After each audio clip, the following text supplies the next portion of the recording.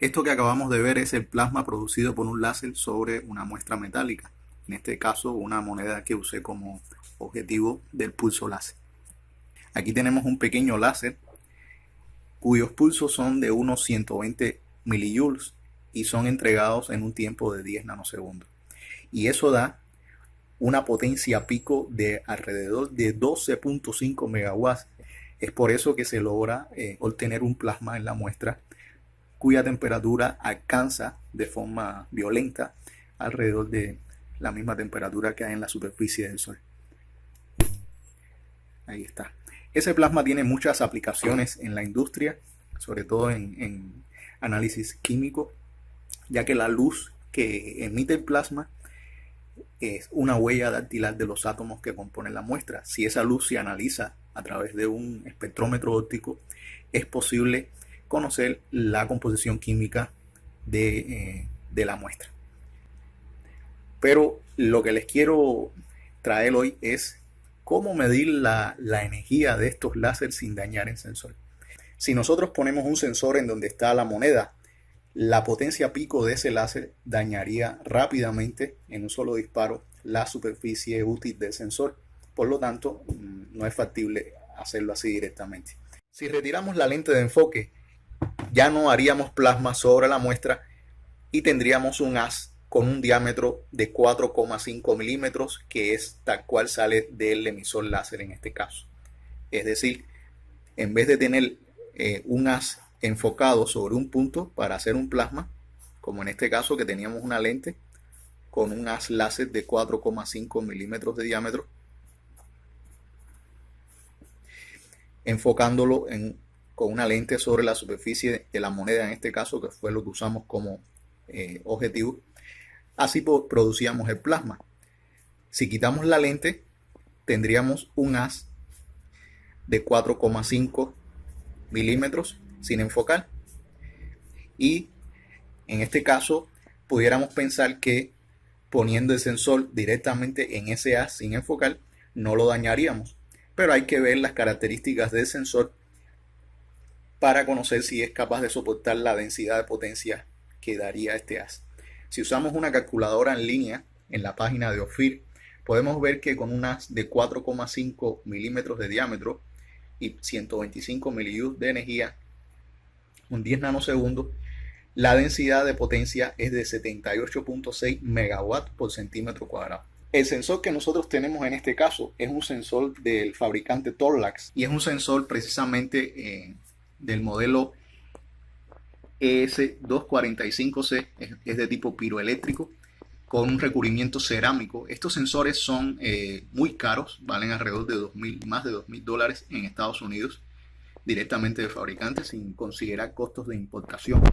Y este sensor soporta en su superficie densidades de energía, en este caso de 65 megawatts por centímetro cuadrado.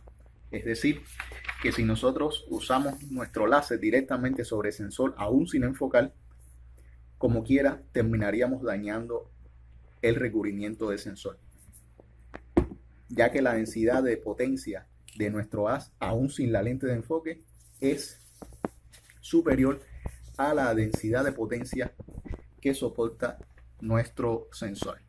Ya he visto en la práctica muchos de estos sensores que han adquirido algunas instituciones y empresas que por mal manejo y desconocimiento terminan siendo dañados y completamente destruidos. Y son sensores que, como este, cuestan $2,000, más de $2,000. Entonces, ¿qué hacer para no dañar el sensor? Bueno, una opción es reducir la densidad de potencia del haz.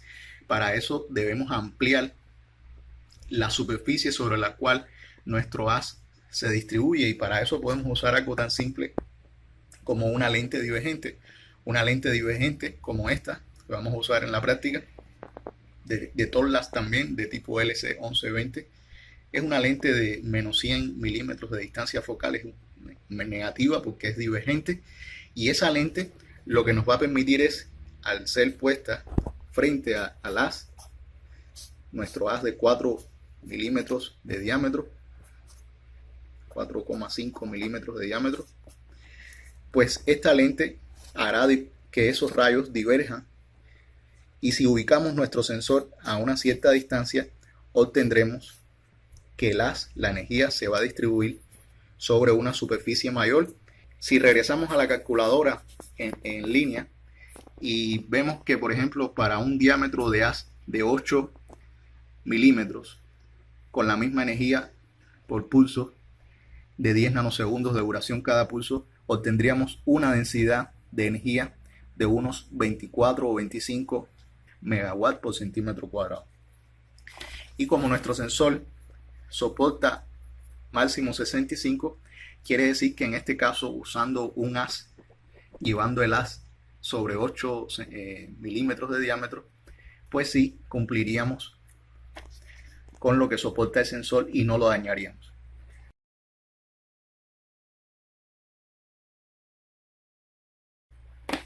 Aquí yo tengo la lente divergente instalada en un tubo. La voy a poner frente al láser.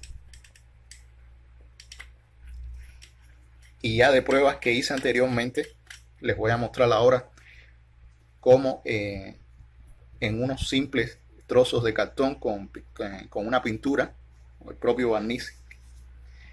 Por ejemplo, estas marcas que ven acá son marcas que hizo el haz, o sea, decapó, quitó la pintura en cada disparo. Ese es el haz tal cual sale del láser, sin ninguna lente ni de enfoque ni divergente. Y ese haz tiene aproximadamente 4,5 milímetros de diámetro. Ahora, al poner la lente divergente y a una separación desde la lente de unos 70 milímetros, se obtiene, aquí no se logra apreciar bien, pero porque la densidad disminuye y ya no es capaz de capar la pintura, pero se obtiene un haz de alrededor de 8 milímetros de diámetro. Quiere decir que si ponemos nuestro sensor, acá lo tengo, voy a quitarle la tapa de protección. Noten cómo la superficie cerámica, esa superficie no se debe dañar ni tocar. Si ponemos nuestro sensor a esta distancia de unos 70 milímetros desde la lente divergente, el haz láser ya estaría sobre el sensor ocupando unos 8 milímetros de diámetro sobre el sensor, y eso sí permitiría realizar la medición. Nuestro sensor da una salida de voltaje proporcional a la energía. Entonces tenemos un osciloscopio al cual está conectado el sensor, y en el osciloscopio vamos a leer un pico de energía. Uno de los datos que tiene el sensor es precisamente la cantidad de, o sea, el voltaje por joule. Con ese dato, que está siempre en la etiqueta y en las características del sensor, aproximadamente unos 9 volts por joule, podemos entonces determinar, leyendo el voltaje pico que se obtiene en el osciloscopio, determinar la energía de nuestros pulsos láser.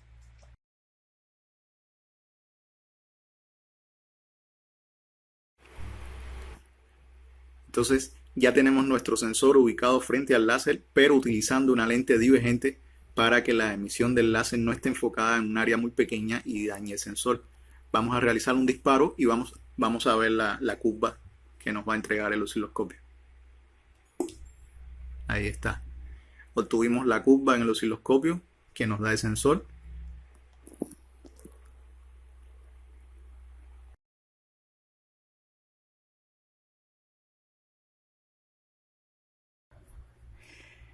Entonces, resumiendo, no poner el sensor frente al láser aunque no se esté utilizando una lente de enfoque, porque igualmente el haz, por el diámetro tan pequeño que tiene, puede terminar dañando el sensor, ya que supera la densidad de potencia que este soporta. Una forma sencilla es utilizar una lente divergente entre el láser y el sensor para hacer que los rayos láser diverjan y la superficie en la cual se distribuye la energía sea mayor y la densidad de potencia disminuya a un valor permisible por el sensor. Una forma sencilla de medir el tamaño del haz antes y después de la lente divergente es utilizando algún tipo de papel con pintura para decapar y realizar directamente la lectura del diámetro del haz, y con una calculadora saber qué densidad de potencia estamos entregando para ver si cumple con las especificaciones del fabricante del sensor. Y eso es todo.